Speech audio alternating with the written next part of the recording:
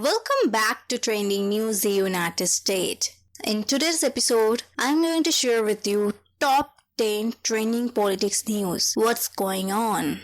Number 1. President Donald Trump said, "No, I'm not going to waste my time on a virtual debate." Biden said earlier this week that he thought the debate shouldn't go on if the president was still infected with the coronavirus. Whereas Trump told folks on Thursday morning, "I don't think I'm contagious." Public health officials say COVID patients need to be isolated from others for at least 10 days after contracting the virus and up to 20 days depending on the severity of the infection. While Trump's campaign privately discussing holding a campaign event next week in Pittsburgh, although the event could end up being around the same time that the event was slated to take place. The second presidential debate between President Donald Trump and Democratic nominee Joe Biden, scheduled for October 15, will be held virtually, the Bipartisan Commission on Presidential Debates said Thursday. After the announcement, Trump said he would not participate. However, he said during an interview on the Fox Business Channel, "No, I'm not going to waste my time on a virtual debate." His campaign later said Trump will hold a rally that night instead. Trump and his allies quickly claimed without evidence that the commission made the change to favor Biden. A Biden campaign source told NBC News that the debate commission made the decision unilaterally. The commission's decision came 6 days after Trump announced that he and First Lady Melania Trump had tested positive for the coronavirus. Since Trump's diagnosis, more than a dozen White House officials have tested positive for COVID-19. The debate commission said in a statement, the second presidential debate will take the form of a town meeting in which the candidates would participate from separate remote locations. A day after he left Walter Reed Hospital, Trump tweeted on Tuesday that he was looking forward to the debate, whereas Biden said if Trump remains infectious, then the debate should be called up, but added that he would follow medical professionals' advice. Number 2. Facebook will ban US-based political ads indefinitely after the presidential election, attempting to forestall confusion over its results. While ads are an important way to express voice, we plan to temporarily stop running all social issue, electoral or political ads in the US after the polls close on 3rd November to reduce opportunities for confusion or abuse, the company says. Facebook is responding to widespread concern that social media could muddle election results. The company is also taking steps to stop candidates from prematurely declaring victory when the polls close. It will add an information box at the top of Facebook and Instagram's apps, noting whether major media outlets or Reuters have declared a winner. It already labels some election-related posts with a link to its voting information center, but if a candidate falsely claims they own the election, Facebook will add more specific information contradicting the claim. Facebook previously announced that it would freeze political ad sales before the election, and before this blanket post-election ban, it had specifically barred ads that falsely claim victory. Global Affairs head Nick Clegg had also raised the prospect of restricting other content if it could lead to voice.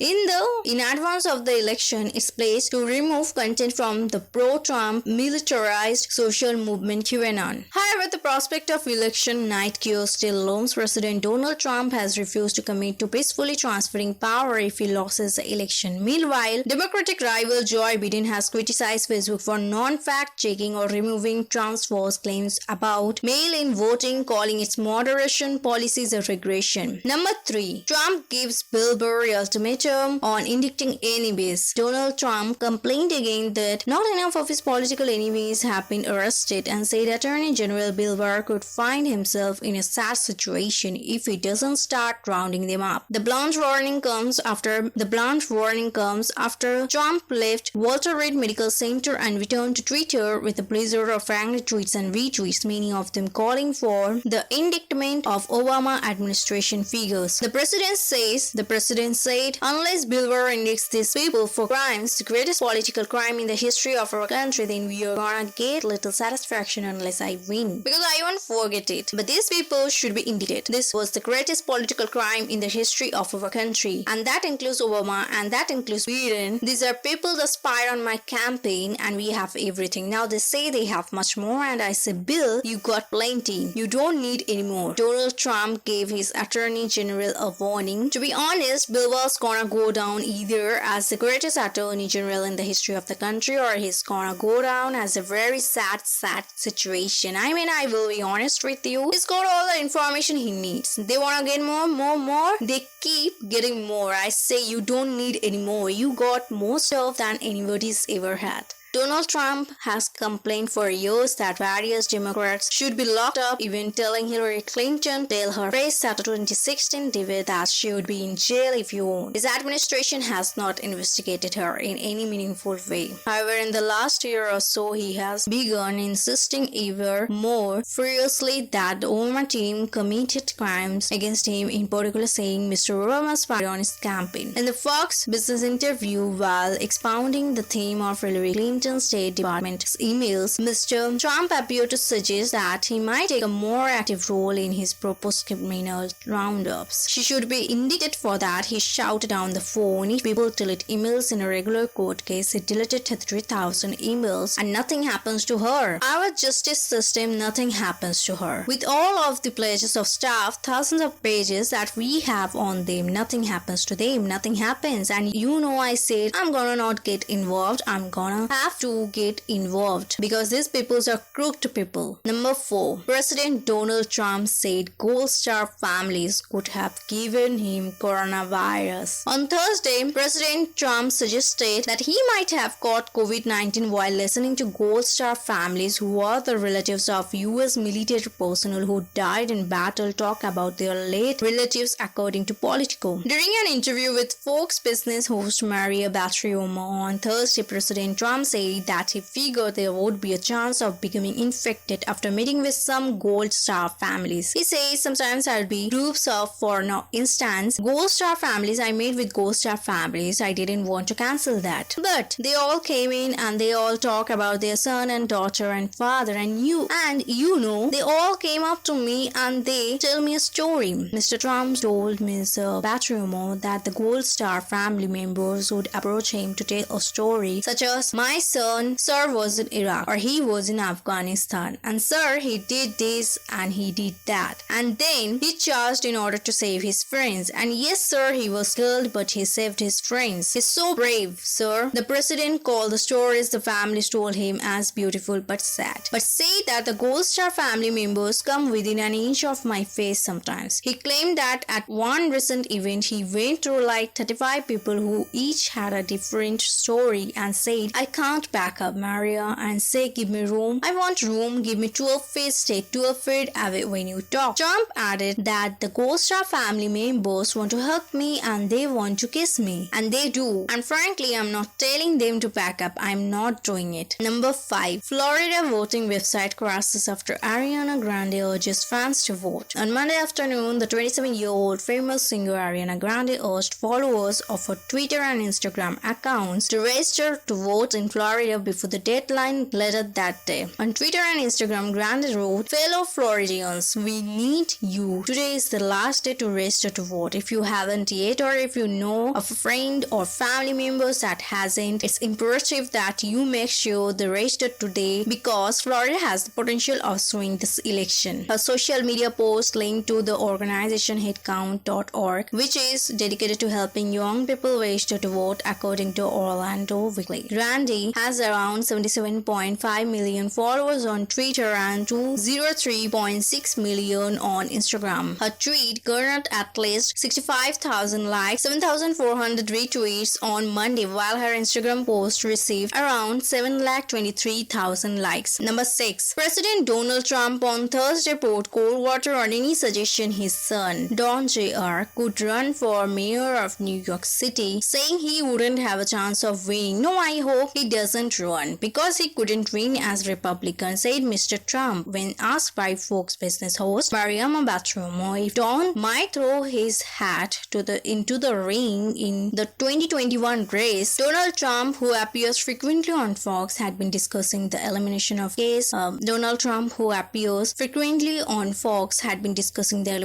cash bail in New York policy he claimed has destroyed the city. In an attempt to reduce prison populations, New York earlier this year scrapped cash bail for misdemeanor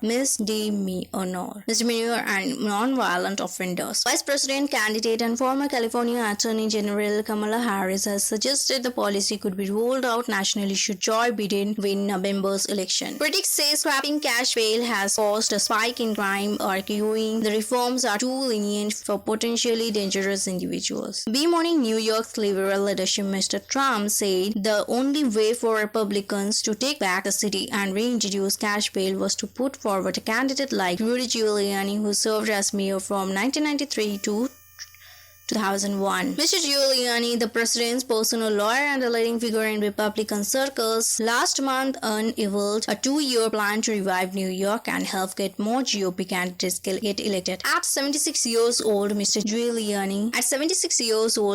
Giuliani ruled himself out of running to replace current Mayor Bill de Blasio, but did not name a preferred candidate. Don, 42, has been toying with the idea of running for mayor ever since his father launched his run for the White House. I never like to rule anything out, he told CNN's State of the Union in July 2016 when asked if he would run against Mr. de Blasio. We always like to keep our options open, so if I could do that as a service to my country, I would love to do that. Number 7. Vice President Mike Pence tried to get Democratic Vice Presidential candidate Kamala Harris to answer a question that she and Biden have been dodging. To this vote expanding the Supreme Court, as many liberals are advocating. Pence said during Wednesday's vice presidential debate, the public deserves to know, calling it a classic case of trying to change the rules if you can't win by the rules. Harris preferred to talk about Republicans' decision to move forward with filing the current Supreme Court vacancy so close to an election. I'm so glad we went through a little history lesson. Let's do that a little more, she said. Harris went back to 1864 when she said Abraham Lincoln didn't think it's right to fill a vacancy 27 days before an election. The American people are voting right now, and it should be their decision about who will serve on this most important body for a lifetime, she said. Pence noted that Harris hadn't said whether she wants to expand the court. If you haven't figured it out yet, the straight answer is they're going to pack the Supreme Court, he said. Harris said Trump has been stacking the bench with people who are purely ideological. Of the 50 people Trump appointed to the Court of Appeals for a lifetime appointment, none are blacks, she judged. If Pence wants to talk about packing the court, she said, let's have the discussion. The Supreme Court's website says the Constitution places a power to determine the number of justices in the hands of Congress. The first Judiciary Act passed in 1789 said the number of justices at 6, 1 chief justice and 5 associates. The number of justices through the Civil War went from a low of 5 to a high of 10. Congress has not changed the size of the court since the Judiciary Act of 1869 when it was set at 9. Number 8. As much as Democrats diss the confirmation process of Judge Amy Coney Barrett, planning the election year effort as illegitimate, dangerous and rife with hypocrisy, they have acknowledged there is little they can do to stop her lifelong ascension to the Supreme Court, with Republicans holding the Senate majority and seemingly having the votes to confirm Barrett. Democrats say they don't have a silver bullet to stop the fast-tracked confirmation schedule that will kick off Monday. There is no procedural move that I'm aware of that allows the minority to slow this process down at all, said St. Chris Coons Detail. And trust me, I have asked a lot. That's one of the things that I think the general public doesn't quite appreciate, is that as long as the GOP majority is willing to change the rules and is willing to insist on moving ahead when it is demonstrably unsafe, unwise and unprecedented to do so, there is nothing the Democratic minority can do to stop them. Republicans hold a 53-seat majority in the Senate. Only two GOP senators, St. Lisa, Alaska and St. Susan Collins or Maine have rejected pushing through the Barrett nomination just days before the presidential election. 4 years ago, Republicans blocked President Obama's nominee of Mary Garland on the grounds his March 2016 nomination was too close to the November election when the American public would have a say. Coons said the only shot at stopping the confirmation process is to convince at least two more Republicans to join St. Lisa and Collins in standing by their position from 4 years ago that confirmation shouldn't occur until the presidential election is decided. The problem for Democrats is the Republicans have control over the committee and could potentially change rules on the fly to prevent Democrats from gumming up the process. St. Dick Durbin D3 said there is little he and other Democrats on the Judiciary Committee can do so because they are in the minority. We can slow it down, perhaps a matter of hours, maybe days at the most, but we can't stir in, told ABC's This Week on September 27. He said Senate Majority Leader Mitch McConnell is hell-bent on getting this done before the election. As a Democratic senator, I might say if I participate in these hearings, will I be legitimating it? Will I be exposing myself and possibly others to the virus? Edelson told Fox News at the end of the day elections do matter and there's 53 Republican senators and 51 of them are on record saying they want this confirmation to move forward. They told Fox News, and so there is very little the minority can do in that situation when the filibuster no longer applies. Number 9. Mr. Trump said he planned to make the antibody cocktail being developed by the drug maker Regeneron, which does not have government approval, free to anyone who needs it. He did not explain how he would do it. Although on Wednesday night, Regeneron said it has submitted an application to the Food and Drug Administration for emergency approval. Mr. Trump advised Americans don't be afraid of it and saying that he felt better than 20 years ago.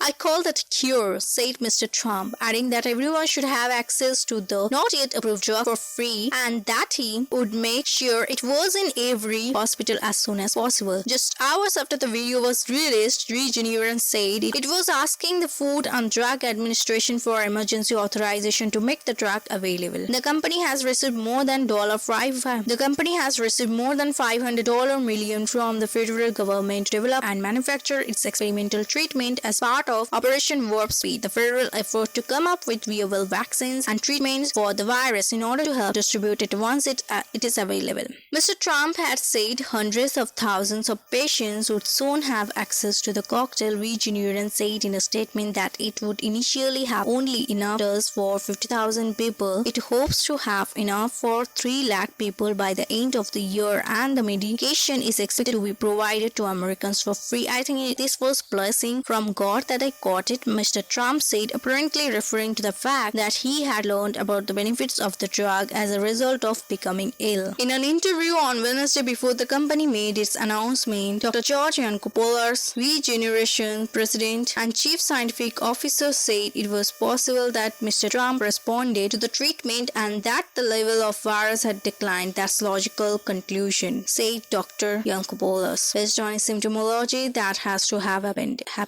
Regeneron and Eli Lilly have said therapies could be available before the end of the year. Some medical experts have seen the therapies as a sort of bridge until vaccines are available. The infusion of antibodies could be given to people who have been exposed to the virus in order to prevent infection, as well as to people who are still early in the course of the disease. In his video, Mr. Trump suggested that the treatments shouldn't be authorized for emergency use. We have to get them done. We have to get them approved, he said. But that is a potentially risky move because it could allow the treatments to become widely used before they have been proven. Broader access to the drugs could then jeopardize involvement in clinical trials because people may be reluctant to participate if there is a chance they could receive a placebo. Number 10. Trump tweets, Biden will shut down the economy at the tip of a hat, raise your taxes, knock out your Second Amendment and defund or close your police. The suburbs would be next, get ready. Also, and incredibly, at the United States Supreme Court, this is not what the USA wants.